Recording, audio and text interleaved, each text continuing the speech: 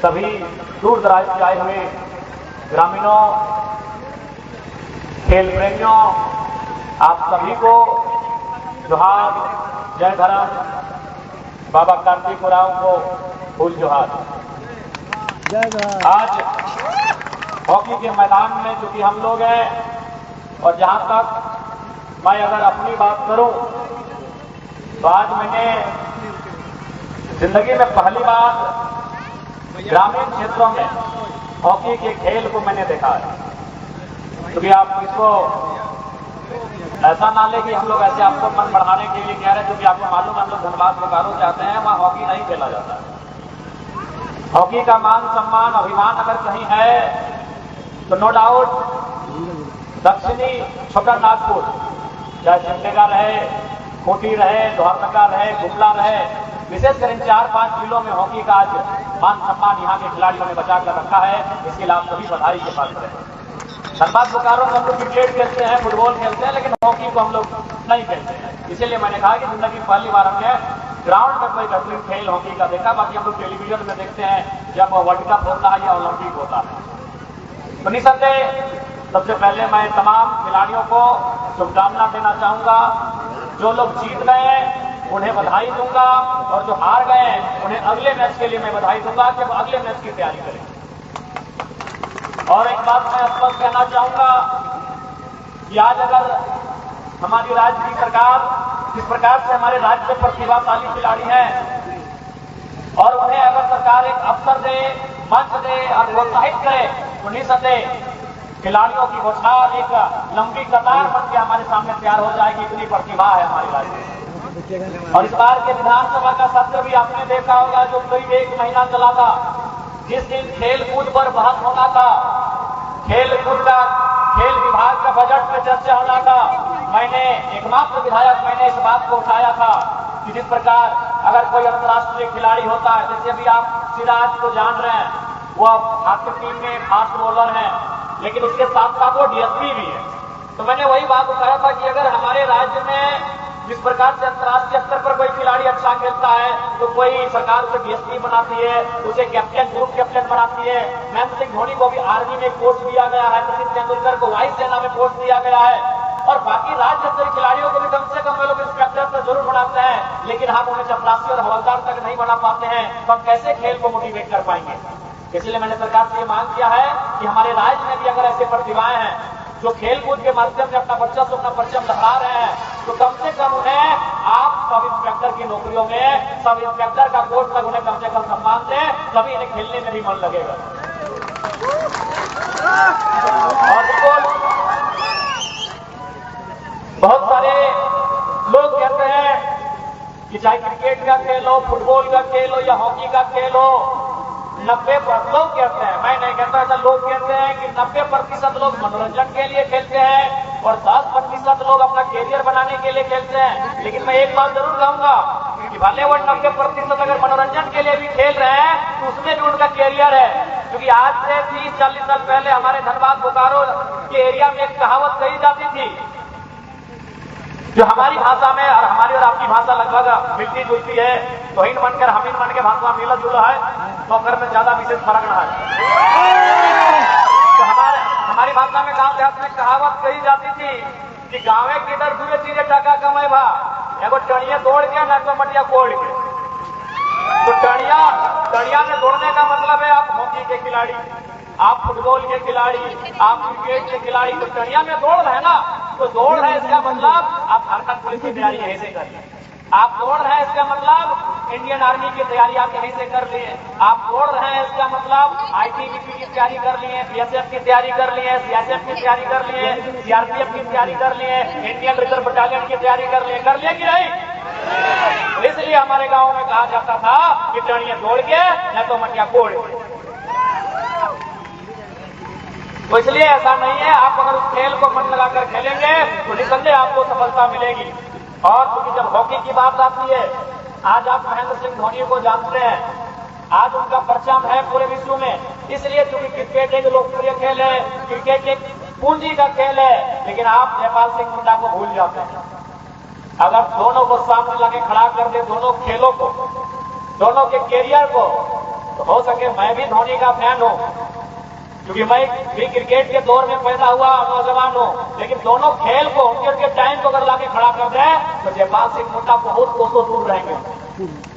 जयपाल सिंह मुंडा का जब नाम आता है तो आपको लगता है वो राजनेता थे, वो झारखंड अलग राज्य करने की लड़ाई के कैप्टन थे फर्स्ट फेज के। मैं बार बार कहता हूं 1940 से 1960-65 तक जब तक जयपाल सिंह मुंडा बीमार नहीं हुए तब तक वो झारखंड आंदोलन टीम के पहले दौर के कैप्टन थे और दूसरे दौर के कैप्टन हमारे विनोद बिहारी महतो।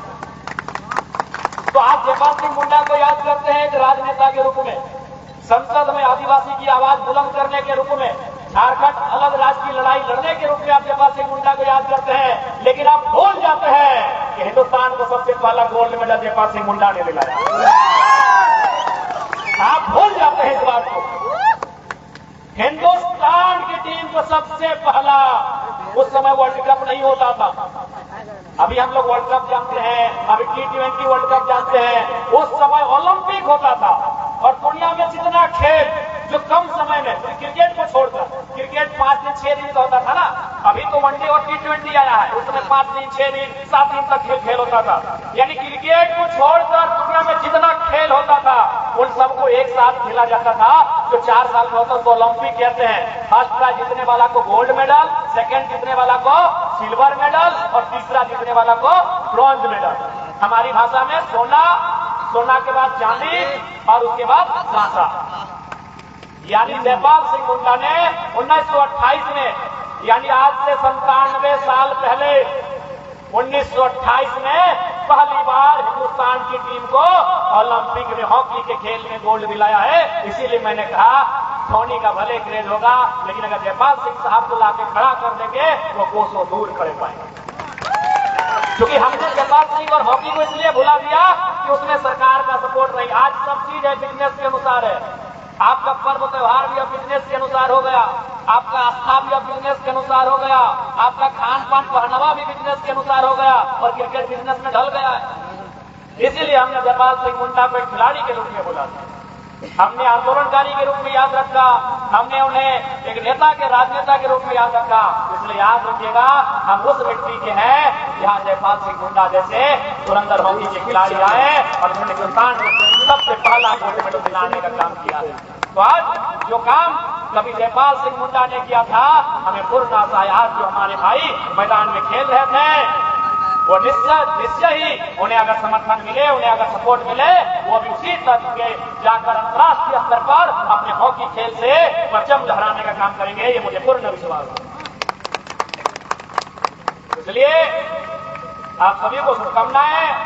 और साथ ही साथ क्योंकि झारखंड राज्य एक आंदोलन के बाद मिला हुआ राज्य है, लेकिन आज इस राज्य में क्या, जब इस राज्य का निर्माण हुआ तो इस बात का ध्यान रखते हुआ था कि यहाँ के आदिवासी मूलवासी, तब उसमें भी प्रमुख आदिवासी, इस राज्य के आदिवासी मूलवासी के हितों की रक्षा की जाएगी। लेकिन आज देख सकते हैं आज आदिवासी राज्य में आदिवासी मुख्यमंत्री के सामने, आदिवासी सरकार के सामने आज आदिवासी समाज संघर्ष करता हुआ दिख रहा है। बड़ा दुख लग रहा है आज बिरसा की धरती में, बड़ा दुख लग रहा है कि आदिवासी समाज आज भी अपने हितों की रक्षा के लिए सड़कों पर संघर्ष करता हुआ दिख रहा है, जबकि सदन में उनकी सरकार है। बड़े शर्म और दुख की बात है।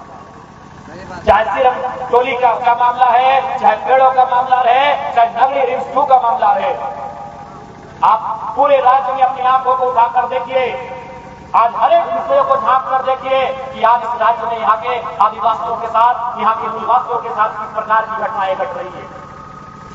इस दिन के लिए हमारे पूर्वजों ने, हमारे वीरों ने बलिदान नहीं दिया था, इस दिन के लिए झारखंड राज्य का नवनिर्माण नहीं किया था। तो आज नौजवानों को आवश्यकता है कि हॉकी के खेल में जिस प्रकार आप खेल का बागडोर संभालते हैं, इस राज्य की बागडोर को संभालने के लिए भी आपको तैयार होना होगा। ये समय और परिस्थिति की बात है।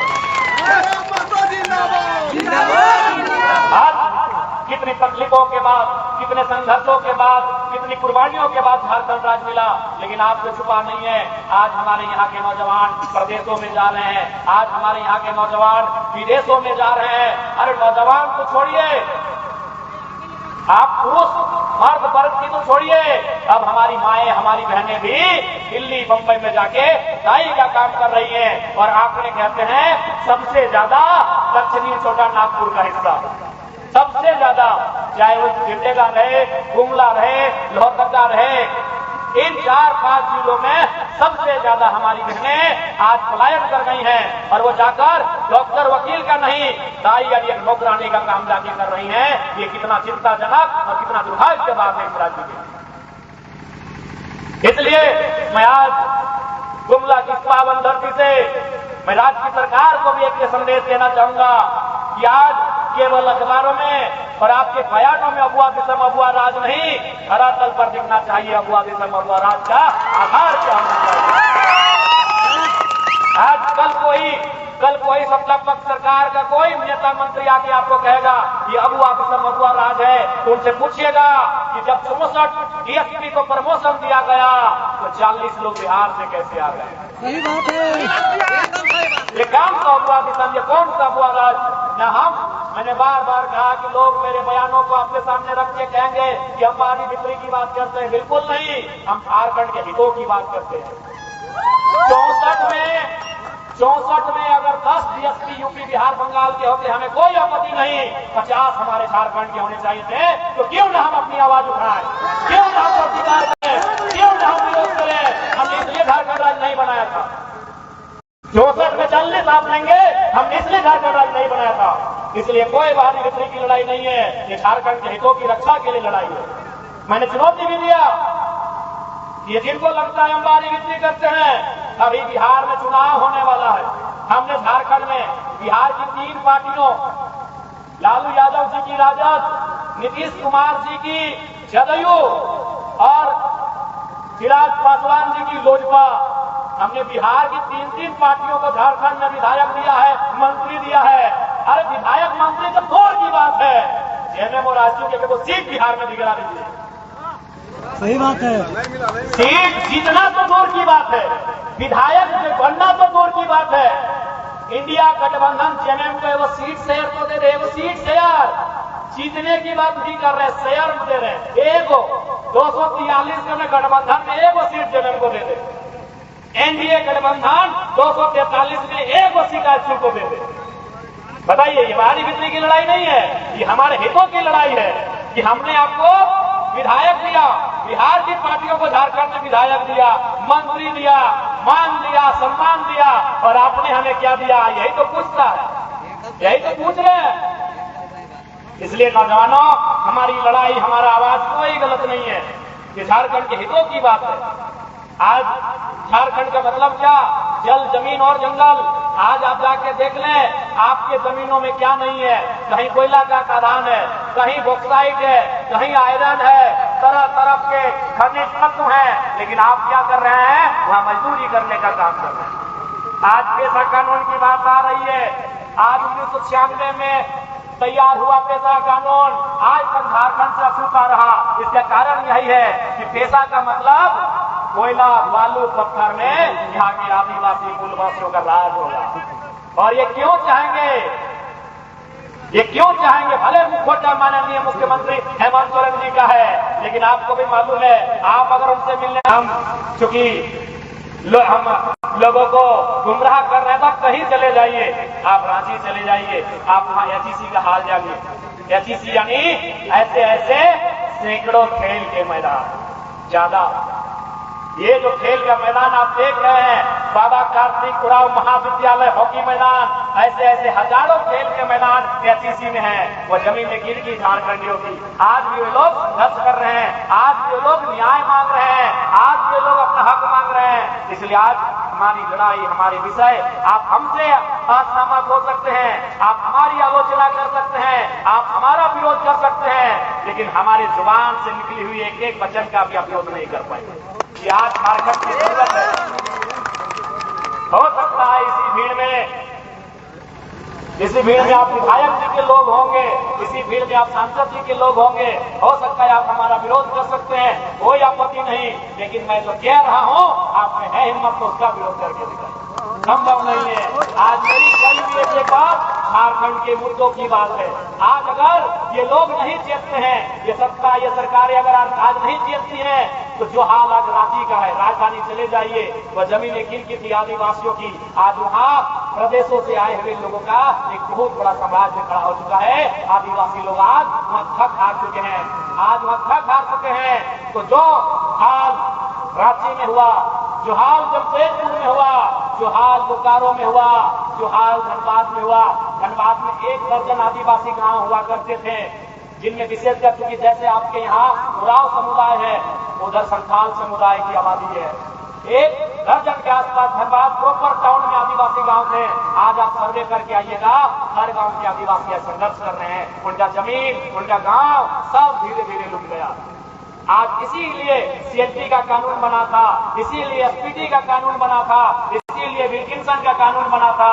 उन कानूनों के होने के बाद भी मर्यादाओं को, नियमों को तार तार करते हुए आज झारखंड की स्थिति को दुर्लभ बनाया जा रहा है। इसलिए आज नौजवानों की आवश्यकता है, हमारे भाइयों की आवश्यकता है, हमारी बहनों की आवश्यकता है अपनी आवाज को बुलंद करने की, अपने हक अधिकार से लड़ाई, अपने हक आंदोलन क्यों हुआ था आपको जानने की, जाना भगत का आंदोलन क्यों हुआ था, बाबा कार्तिक राव, निर्मल महतो का आंदोलन क्यों हुआ था, आज आपको अध्ययन करने की आवश्यकता है। आज भी हम उसी दौर से गुजर रहे हैं। इस दौर को लड़कर, इस दौर का सामना करके हमारे पूर्वजों ने झारखंड राज्य का निर्माण किया था। इसलिए आज आपको आवश्यकता है एकजुट होकर अपने संघर्ष करने की, अपने हितों को जानने की। और ये तो मैं आपको जरूर कहूंगा कि आज ताकत अगर कहीं है तो भारत के संविधान में है, ताकत कहीं है तो कानून में है, ताकत कहीं है तो संसदीय शक्ति में है। इसलिए आज आपको आवश्यकता है नए नेतृत्व को तराशने की, आपको नए नेता बनाने की। आज आप देख सकते हैं पूरे विधानसभा में एक नया विधायक गया है, सबकी बोलती बंद है कि नहीं आप करते पूरे विधानसभा के सत्र को अपने घर से, अपने टेलीफोन में, अपने मोबाइल में घर में बैठकर देखा होगा कि जब डुमरी विधायक जयराम महतो सवाल करते थे, इरफान अंसारी से जवाब देने मुख्यमंत्री हेमंत सोरेन को खड़ा होना पड़ा। आपने एक बार नहीं, तीन बार हमने सवाल किया श्रम नियोजन मंत्री से, बचाव में खड़े हो गए पर्यटन मंत्री। एक बार नहीं, 3 बार आपने देखा होगा एक विधायक के तेवर का सामना करने के लिए उन्हें 2-3 मंत्रियों को सहारा लेना पड़ा। इसलिए आप इस दिन के लिए आप इंतजार करिए और उस दिन की तैयारी करिए जब ऐसे ऐसे नौजवान दर्जनों की संख्या में झारखंड विधानसभा के अंदर होंगे। एक विधायक से इतना हालत खराब है, एक विधायक से इतनी परेशानी है, तो सोच लीजिए जैसे दर्जनों विधायक वहां प्रवेश करेंगे, इस राज्य की हालत क्या होगी आज। और देखिए उनका खुन्नस देखिए, उन विधायकों का हमारे प्रति दुर्भावना देखिए। अभी विधानसभा में मैं अपना इंटरव्यू दे के आ रहा हूँ। विधानसभा का अपना एक निजी चैनल होता है जिसमें डिबेट होता है, आप उसी को में से देखते हैं। वहाँ सभी विधायकों का इंटरव्यू लिया जाता है। आज हमसे पूछा, हमने कहा कि आज नरेंद्र मोदी और राहुल गांधी तो आपस के दुश्मन है राजनीति में, लेकिन राहुल गांधी नरेंद्र मोदी को जन्मदिन की बधाई देते हैं और नरेंद्र मोदी राहुल गांधी को जन्मदिन की बधाई देते हैं। योगी आदित्यनाथ अखिलेश यादव को बधाई देते हैं और अखिलेश यादव योगी आदित्यनाथ को बधाई देते हैं। लेकिन मेरे राज्य में आके देखिए, मेरे साथ इतनी बड़ी घटना घटी, मेरे साथ हमारे साथ चलने वाले नौजवान जख्मी हो गए, हमारा गाड़ी हवाओं में 4 बार गोता लगाया, लेकिन किसी विधायक ने सोशल मीडिया के वॉल पर 2 लाइन नहीं लिखा कि हम शुभकामना करते हैं कि जल्द शीघ्र ठीक हो जाए। ये इनका व्यवहार है, क्योंकि इनकी हालत खराब है कि जयराम महतो को प्रमोट नहीं करना। इसे प्रमोट की क्या बात है, मानवता की बात है। राहुल गांधी मोदी को लिखते हैं कि नहीं, अरे भले कितना भी उनकी आलोचना करे, उनका ट्विटर में देखिएगा जरूर उनका कम से कम जन्मदिन में लिखते हैं। अगर वो बीमार है तो जरूर लिखते हैं हम स्वास्थ्य की कामना करते हैं। बीजेपी वाले कांग्रेस को लिखते हैं, कांग्रेस वाले बीजेपी को।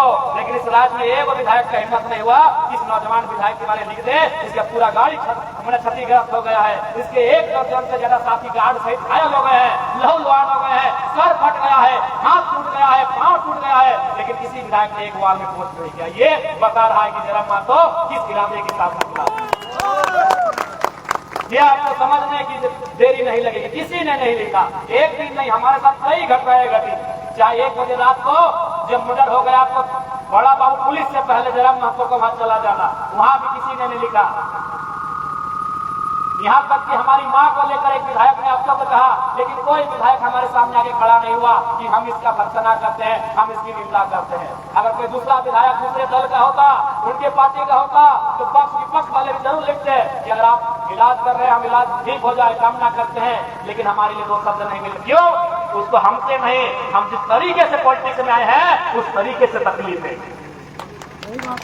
हमसे नहीं, हमारे तरीके से इनको दिक्कत है पॉलिटिक्स में। क्योंकि हम कहां से आए, हम उस परिवार से आए जहां 5,000 रुपए का पेंशन आता था, नौकरी नहीं पेंशन। दादी को वृद्धा पेंशन, चाचा का दोनों आंख नहीं है, विकलांग पेंशन। और हमारी माँ झारखंड आंदोलनकारी की पत्नी है। हमारे पिता जैसे बाबा कार्तिक उराव, हालांकि उतने बड़े नहीं, लेकिन क्षेत्रीय स्तर पे हमारे पिताजी भी झारखंड आंदोलनकारी रहे, उनका पेंशन हमारी माँ को मिलता है 3,500 रुपए। यानी हम उस परिवार से आए, इसलिए उस बाप का इनको तकलीफ है कि वहां से कोई कैसे विधायक बन के आया। और आया तो आया, विधायक का मतलब क्या था? अगर मिलना है तो सुबह 5 बजे भोर जाके उसके घर लाइन में लगिए, भगवान के मंदिर की तरह। हमने सारी व्यवस्थाओं को बदल दिया कि अब 10 बजे खाना खा के आइए, हम रात 8 बजे तक आपका फरियाद सुनेंगे। हमने उस सिस्टम को बदल दिया। विधायक नेता मंत्री चुनाव के समय आपका पांव पड़ते थे, लेकिन चुनाव के बाद आपको दर्शन नहीं देते थे। आज उस सोच पर हमने वार किया है। जब हम खाली पांव विधानसभा के अंदर जाते हैं तो उनको एक पीड़ा होती है। जब हम गांव के किसान को रिप्रेजेंट करते हैं तो इस सिस्टम को तकलीफ होती है। इसलिए उन्हें तकलीफ हमसे नहीं, हमारे तरीके से है। और ये आपसे छुपा नहीं है, ये उनका व्यवहार बता है। इसलिए आज आपसे आग्रह होगी कि नए नेतृत्व तलाशिए,